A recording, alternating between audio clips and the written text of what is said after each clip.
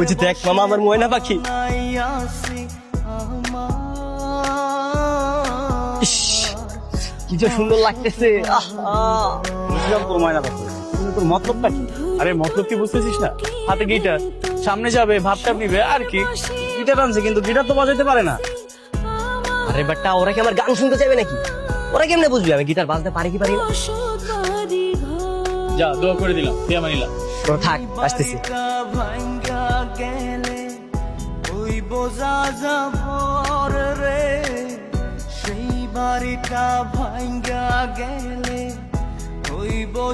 High, কেমন আছেন আপনারা? ভালো আছি, কিছু বলবেন? হ্যাঁ, ওই যে আমাকে চিনতে পারছেন না? ইয়েস্টারডে আপনাদেরকে যে হেল্প করলাম। হ্যাঁ, চিনতে পেরেছি। কিছু বলবেন? হ্যাঁ, মানে এই দিক দিয়ে হেঁটে যাচ্ছিলাম, হঠাৎ আপনাদেরকে দেখলাম, ভাবলাম একটু কথা বলে যাই।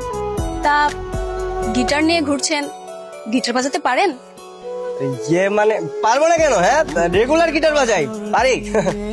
তাহলে একটা গান শোনান। ইয়ে মানে গান এখন শোনাতে হবে?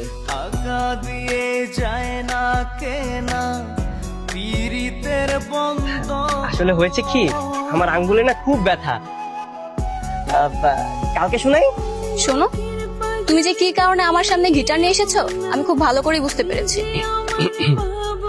ভালো হয়ে যাও, ঠিক আছে? এগুলো সব বাদ দাও।